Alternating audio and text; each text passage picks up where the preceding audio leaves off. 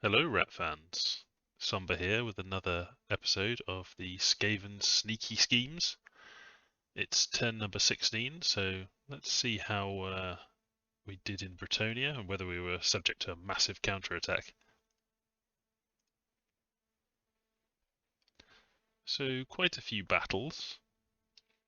Several of them mine. We've got a bump here. Obviously, we've run into Slaanesh, that's that flag. We've got some unexpected events to go through, and we've breached the fortification in White Peaks, which means we weren't thrown out of it. Sorry for the spoiler there. Let's start at the top.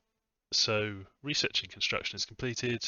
This gets us access to Legions of Steel, a couple more Skaven summons for, I think, Warfire Throwers and Doomflayers, something like that. And it's on the way to Construction 4, which is where we get kind of research items and things. We searched for magic sites, didn't find anything, and then let's move on to the battles. So, Nehekhara and Chaos Dwarfs. Not much to report here. Chaos Dwarfs obviously took a step back as this big Nehekharan force came in. But yeah, it looks like that's going to be a hot war. And Ogres attacking Bretonnia and Spire Woods. So let's have a look at that. Given that we're doing the same thing at the moment, more or less. It's just another province with very minimal PD in it. Another slave giant and Noblars. Not totally sure I agree with the decision for the slave giant to go charging in on its own, but it's undisciplined, so they may not have realised that was going to happen. But I'm sure it'll just absolutely blast through this province defence. Yep, just deletes the militia.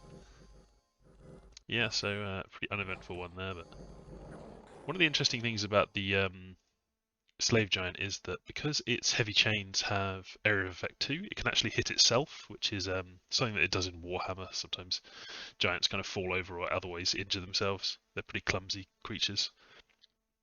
So yeah, they've taken those. I think that's in in the south on their border. And then we have a battle with them in Erd. So this is Bretonnia attacking us. So this is the main stack that I was worried about.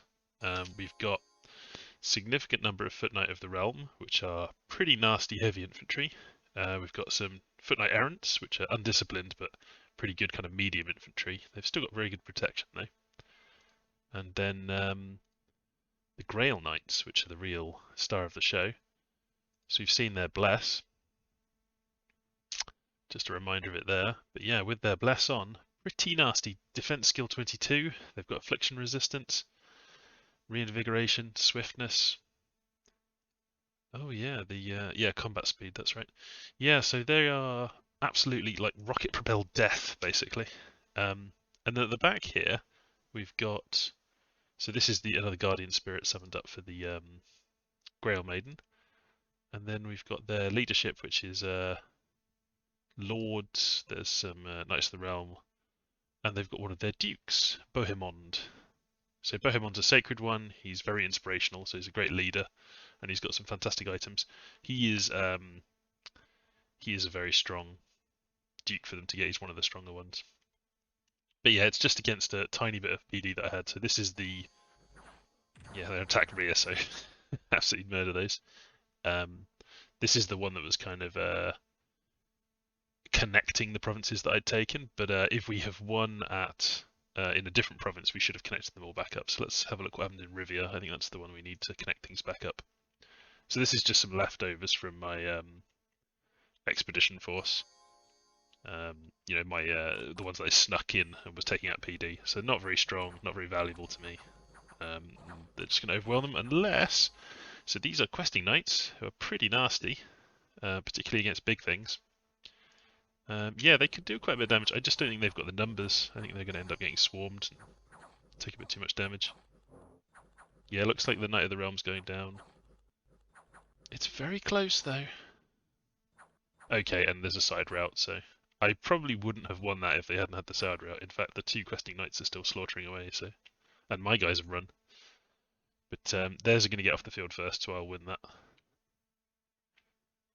Yes, because of this lad here. We're the last to leave, so we win.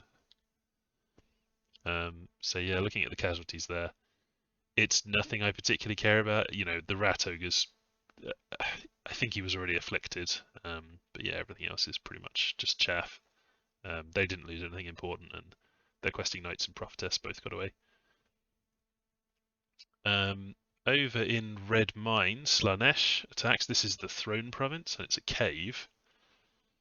So this is the unit that Slaanesh has been using to expand with a lot. They've got a Horsemaster, and that's because it's very high map move leadership.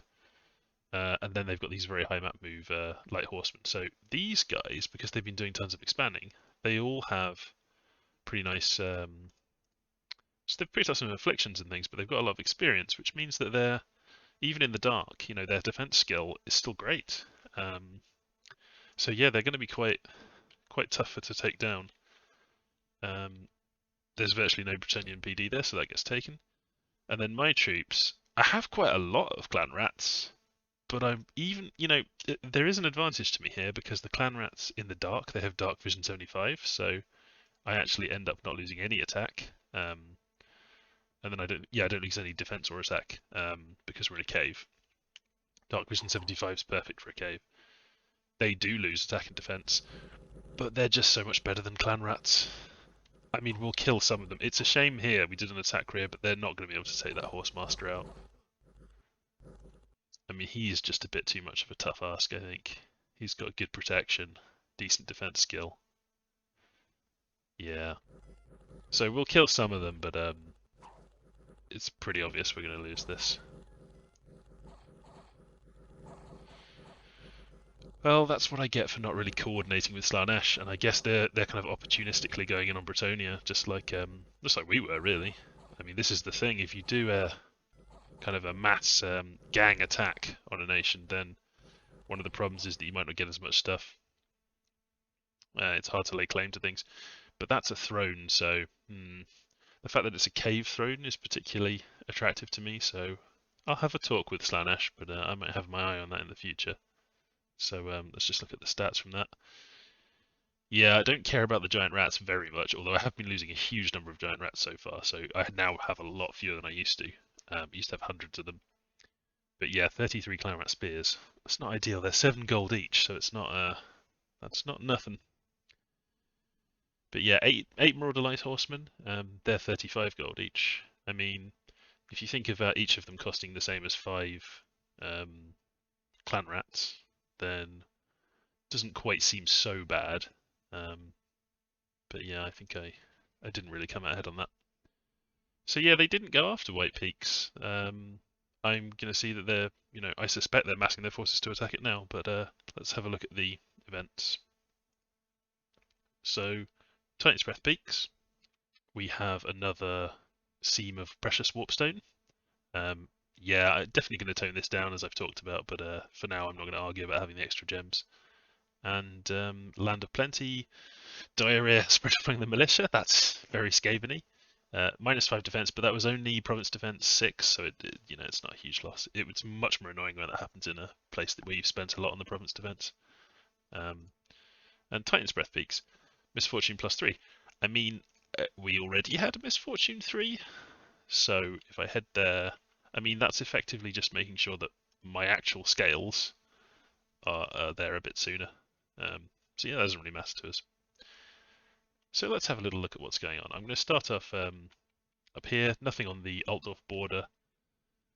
Chaos Dwarves and Tomb Kings obviously now having their war. Nothing to report from the Lizards, although of course we had that message saying that they're attacking Nehekhara, so we'll see how that goes. Up in this fort, I switched recruitment away from the weapons teams. I got quite a few of those, and I'm now getting some sensor bearers. They're not ideal with my bless, but it's still just good to have them. They're useful troops. They've got half upkeep because they're sacred, and there's quite strict limits on how many I can have. So yeah, just picking up a few of those up there to round out the army, and I'll get a priest up there of some kind to bless them. Then down here on the Bretonnia front, this is where it's interesting. So we did manage to take contiguous territory because we've got White Peaks connected to Rivia. We did manage to nip in and get Rivia, only just, but we got it. It's got a couple of nice sites in actually. Well, I don't really care about this. Summon to enter Long-Dead Horseman. Okay, fine. Maybe I'll get a mage in there at some point. But the Mercury Pond, 2 water. And we've also got a site down here, Lava Lake, which gives us 1 fire, 1 water. And those are now all connected up. So we get the income from them, we're denying the income from the Bretonnians. Yeah, that's nice. It's a shame we didn't get red mines, but you know, what can you do? We didn't send a particularly strong force there. There was just a lot of clan rats. Now, it's interesting to see what Bretonnia have done in terms of their movement. So they haven't taken Latium, which is going to stop them from very quickly moving through this central area. They can go round, but you know, their map move won't be quite so good.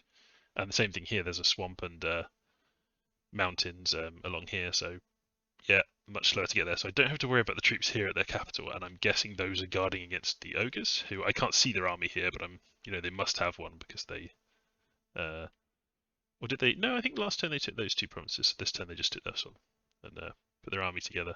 So I'm guessing that's gonna go for the cap. I hadn't noticed this before, but Bretonnia had another fort down here that Slaanesh has picked off. So that's kind of interesting. Slaanesh is getting a pretty good deal out of this. Grabbed a throne up here, grabbing a fort down there, and they're not really getting much resistance. In fact, the sad thing about this is that it looks like I'm the one getting the resistance. So we've got the Bretonnians up here. This is their main force. We know what's in that force, at least. Yeah, but then they also have a force here, so both of them can move to White Peaks on their turn. Now, I don't think that this force, it's a shame I don't have a scout there to see what they did. You know, they took this from the Dark Elves. It's possible that that was a big battle and they lost some things. I'm not sure. But I don't think that that force is particularly strong. And it may be that they're not planning to move it here, that they're going to stay there. A thing I could do here is take my pretty significant forces here. You know, this is a very high commitment for me. And I could move to this province, or I could move to this province, anticipating that they're attacking, and try to just crash into them and fight just one of them at a time, rather than both at the same time. But, because I've got the fort cracked, and because I think it would be cool, I'm going to stay here and make a defense of the fort. So I am bringing in a lot extra. So we've got Queek coming in with more troops. That's a pretty significant force coming in with weapons teams and the like. We've got mages coming in from the capital, including, oh, just a moment, that's gone wrong. You throw those away, including an assassin bringing in some gutter runners, and a pestilence plague priest. My new grey seer. It's a bit of a shame I got the fire random there. I really want the astral random, but you know, that's okay. So yeah, moving those in, moving some more troops in, moving another warlock in. We're going to get legions of steel coverage over all of our troops. We're going to have weapons teams ready to go. So this is basically how I have this set up. This is the scripting. So we've got legions of steel going off. We've got lots of chaff up front. So that's the giant rats, and then we also have chaff in the form of Skaven slaves, some more clan rats there. In fact, I think I might just set them to attack rear, so they're moving in quickly. Now, their cavalry, because they're blessed, have shock resistance. So I'm hoping that I'll be firing at the Knights of the Realm on foot with these by putting them to fire closest and setting the fire to go after cavalry. We have a lot of Council Guard here. We have our God here. This is a significant commitment. If this goes wrong, and it could go very wrong, because the Grail Knights could just absolutely rampage through me and kill lots of my casters, it'll be a pretty massive disaster for me. But this is the thing, you know, nothing ventured, nothing gained, and I want to see huge fights. That's what I like about Warhammer, that's what I like about Dominions. Just big kick-ass fights. So hopefully you're going to get a show out of this. But we've got Legions of Steel going off where we can, Lesser Earth Elementals, Minor Warp Lightning. We've got quite a bit of Pestilent Breath that we're trying to get off. Might move Skrulk a little bit closer because of that. And I'm just going to take Skrulk's bodyguards away because he will just poison them. Let's put them into that squad. Yeah, there's Scabnose as well. Let's get you casting Pestilent Breath. There's a couple of these I've just forgotten to do. Advance and cast spells. We're going to be good and aggressive here. Now, for the ones that are summoning up Lesser Earth Elementals, I've given them 2 gems because we're going to have a phase where we're fighting if Bretonnia attacks, and then we're going to have a phase where we're storming the castle. There's a lot that could go wrong here because we could have like a horrific storm as well. Could be that Bretonnia doesn't attack, we all storm, and then all the chaff gets stuck, and all the weapons teams just blast into pieces. But in that case, I will win the fort, so I think that's fine. The thing here is I'm really just committing to try and get this fort no matter what. In terms of other attacks that I'm making on them, there basically isn't anything. I'm going to try and retain this territory. I've got some forces moving here because I'm assuming that they're going to move straight from Erda with everything into White Peaks. If they don't, these will get obliterated, but again, this is the thing with Skaven, I just can't care that much. Yeah, it's inevitable in the life of a clan rat that they're just going to end up a smear on a battlefield somewhere. That's their job. So yeah, serious commitment here. Hopefully we get a massive battle and I'll be able to show you that. I think it'll be fun regardless. I've got some assassins kind of sneaking in case I can pick off some more troops that are moving through here if this goes wrong. And hopefully I've got scouts in the right place to show you some other battles if some big ones happen. But yeah, that's it for this turn. Oh, I should show you what I'm recruiting at home actually. More weapons teams, more council guard. Still going for Warlock Engineers here, still going for Warlock Engineers up here. And I really just have to keep going for this to get my research going because it's not where I want it to be. And now I'm committing, multiple mages to this big fight. Oh, another thing to note about this fight is that I know that things are going to end up like, if they don't move anything in here, there's no fight. We're going to have starvation issues, which is bad, but we'll have taken the fort, so, it won't be so bad. We're going to have disease issues because we know that there's a death site here spreading disease. Yeah, so this could end up costing us, but I'm trying to give the people what they want and provoking a big fight. Thanks everyone, and I'll see you next turn. Hello again everyone, it's turn number 17, and I was really hoping that this turn would bring us a nice big juicy battle to get our teeth into, and I have to say, it's not going to disappoint on that front. So let's take a look. So the highlight here is the battle in White Peaks, and what I'm going to do is have a first look at this battle and just kind of talk about what's happening in it, have a look through it, and then I'm probably going to do a second run through of it and see how what I had planned out, what I was expecting to happen, matches up with what actually happened. So we're just going to go straight in without worrying about the other stuff, and then we'll come back around to it.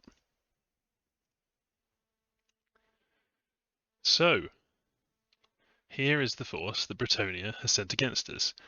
Now, they really had a choice of go big or go home, and they chose to go big. They have not been sending their forces back to their capital. They have sent, this must be the vast majority of what they have, their entire military, that they've sent up to go and get their fort back. So we've got here, it looks like about 40 Grail Knights. They're going to be blessed up. These are Grail Knights that have been doing plenty of fighting too, so they've got experience stars. We've got some lords. We've got Duke Bourmond, who is one of the stronger, unique dukes that Bretonnia can get. He's kind of their overall general. Some questing knights, but a little bit of mage support, but yeah, that's really just to move the Grail Knights, I believe. And then a pretty tough core of infantry here. Experienced Foot Knight of the Realm. They've got very nice stats. They're 15 gold each. Yeah, not cheap. So they're going to be very effective against us. And then a kind of a scattering of Foot Knight errants at the back. And then arrayed against them, we have the mighty hordes of Skavenblight. So we really have the numerical superiority here, but in terms of troop quality, we are far, far inferior to what they have. So we've got our chaff up the front, we've got a lot of giant rats that are going to go charging in, and clan rats. And then we've got what I'm hoping will kind of hold the line and let our weapons teams do all the damage, which is the Council Guard and Storm Vermin. So we've got a fairly good squad there, and then a very large number of Council Guard up here, and a lot of weapons teams. I think that's 6 lightning throwers, there's 5 or 6 flamethrowers, there's several poison wind mortars, and of course we also have our god. We've got multiple national heroes and a lot of mage support. We've brought in several warlock engineers and plague priests who'll be throwing evocations out there. So let's just play at normal speed and just see what happens. So just as a reminder, the Knights have a pretty nice rainbow bless, certainly stronger overall than the bless that I've gone for. And my bless is, again as a reminder, natural protection and blood surge.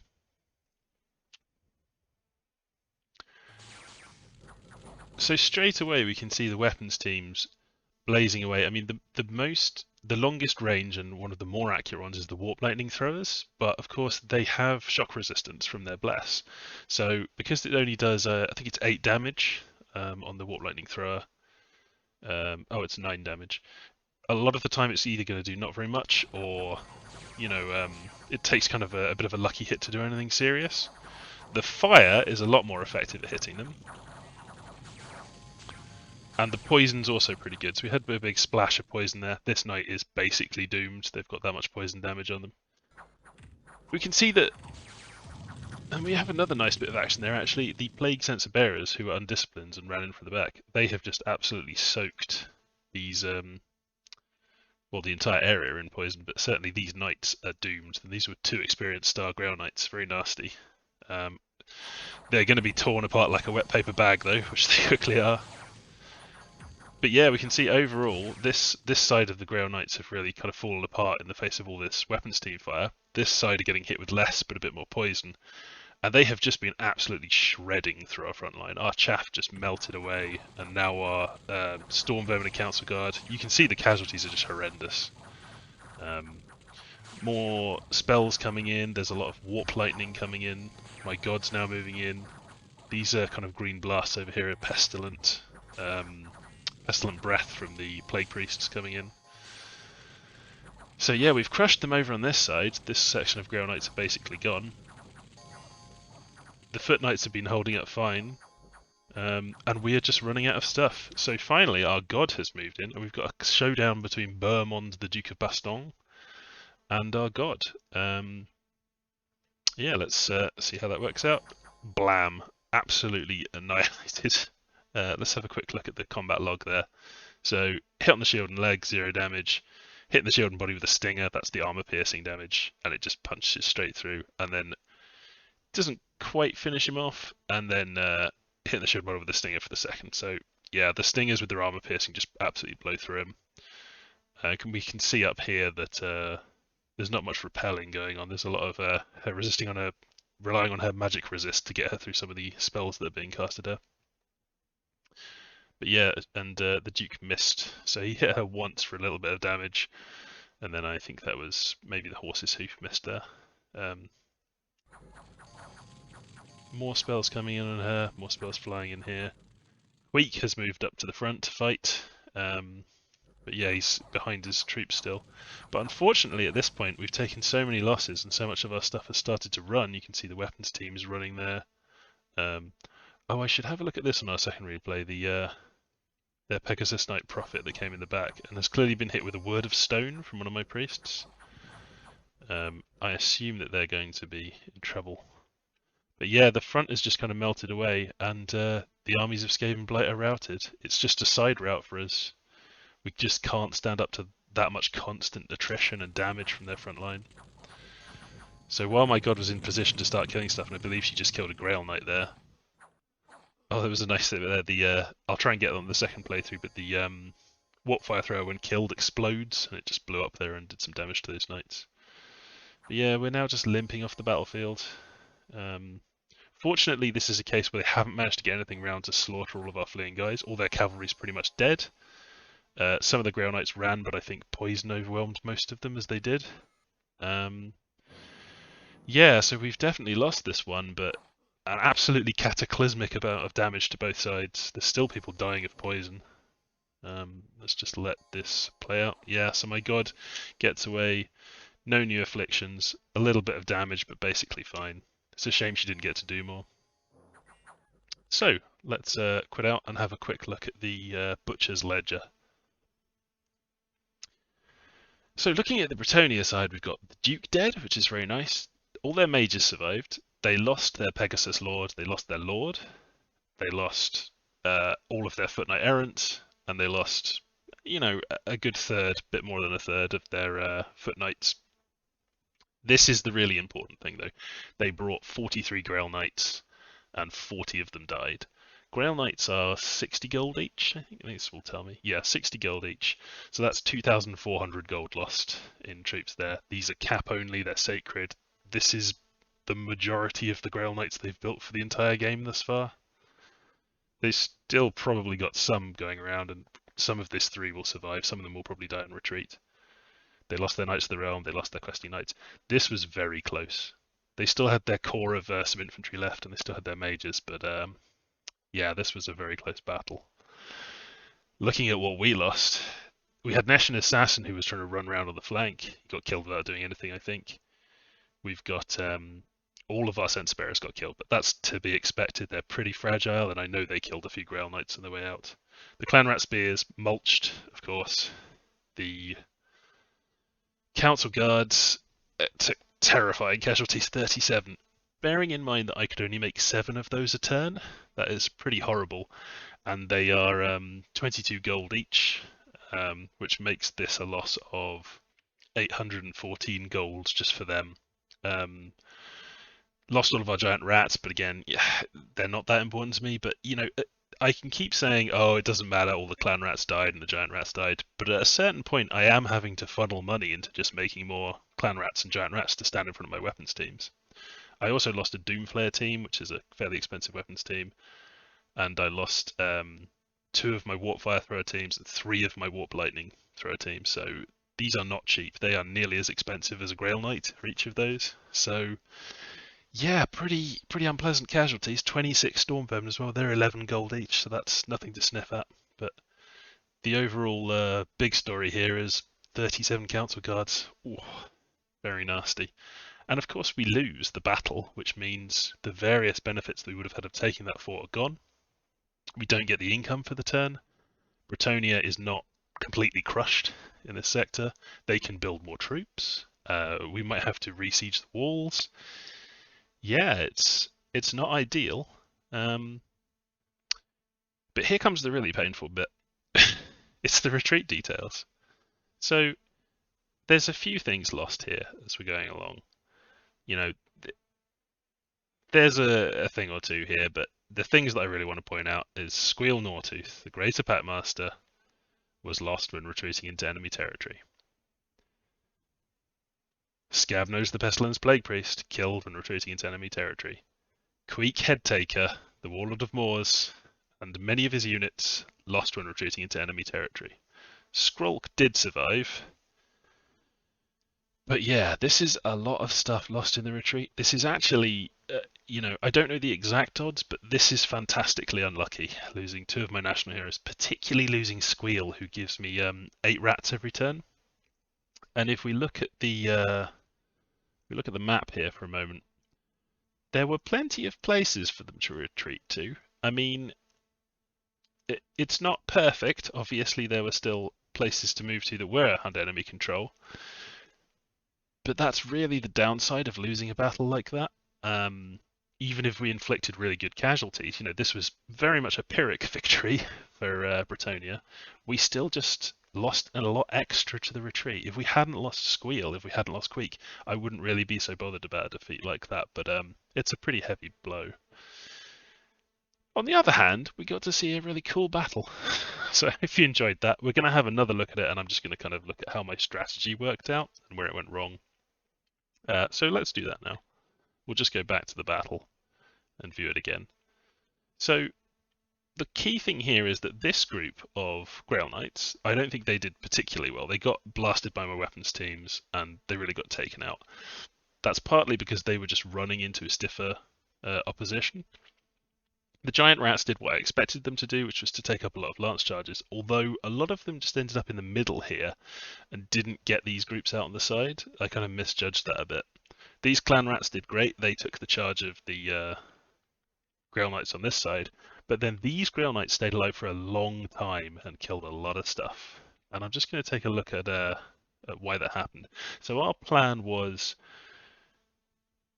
take the enemy charge on these chaff units. hold the enemy in place as long as we can with the chaff units and the Council Guard and Storm Vermin. And I also thought the Council Guard and Storm Vermin would do better in combat, that they would, just through weight of numbers, manage to get some hits in, and they hit very hard, especially when they've got Bloodlust. But because we're fighting such elite units, that's very hard to get, and I much rather would have had the Bless that just gives them strength from the Blood Breaths. So that's maybe a lesson learned for me. But 25 damage, that's a real hard hit.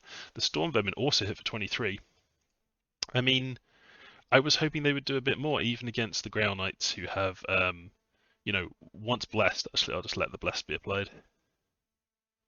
Let's have a look at the once blessed.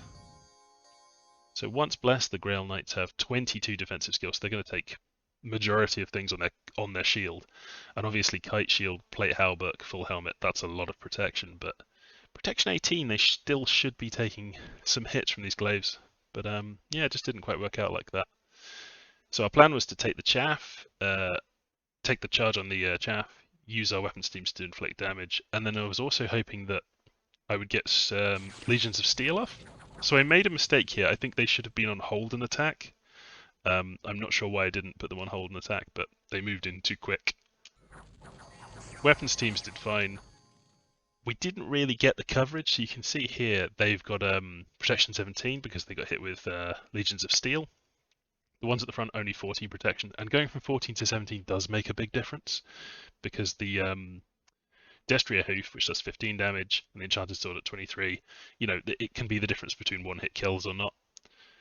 Legions of Steel went off over here as well, and the Council Guard have protection 20, which is pretty respectable. So this all went fine. These guys got caught up, and we've got Warp Lightning Throwers firing at them, Warp Fire coming in on them, and then our mages also do a pretty good job of hitting them with both poison and casting minor Warp Lightning. That's where a lot of our mages' kills came from. Plague Censer Bearers did fine, killed several Grail Knights.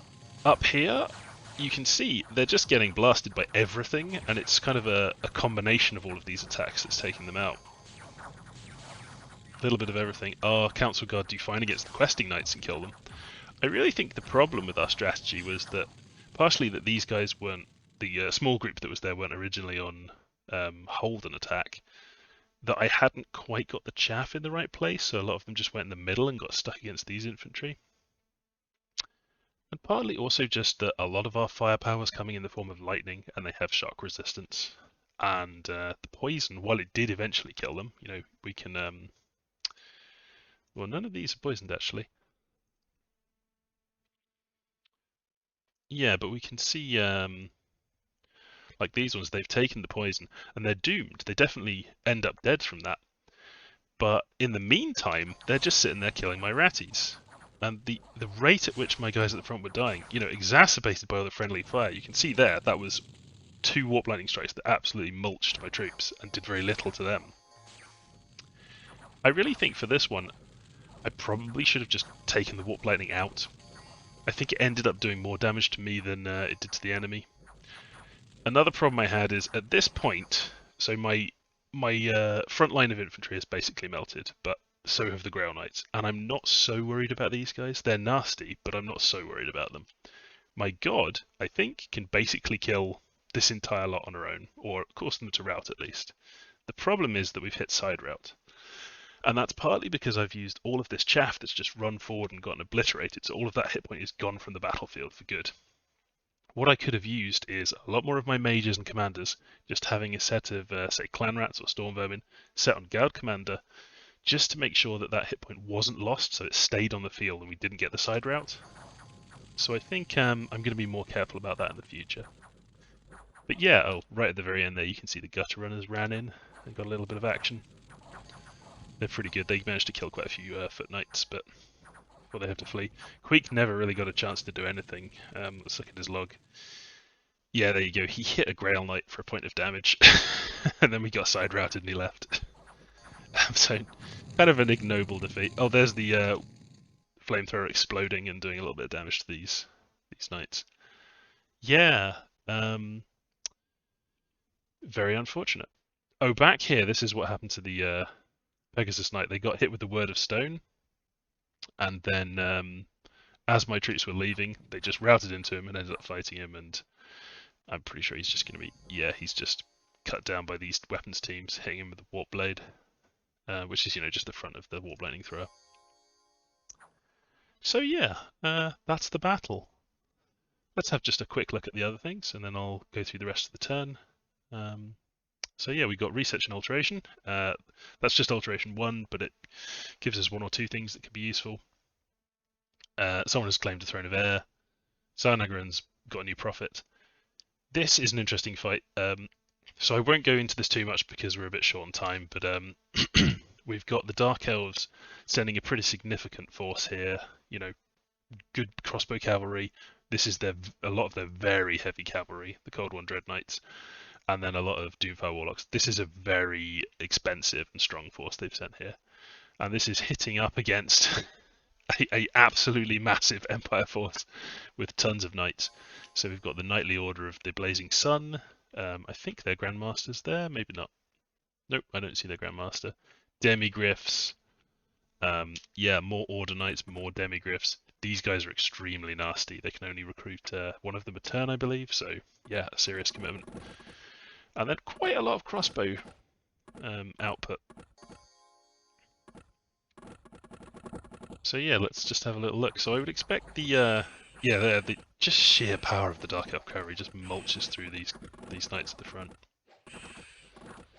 Having a quick look at the Doomfire Warlocks, very, very nasty. A little bit glass cannony because of their protection, but they have damage reversal. So things with low magic resistance, the damage just gets reflected back. They don't take any damage.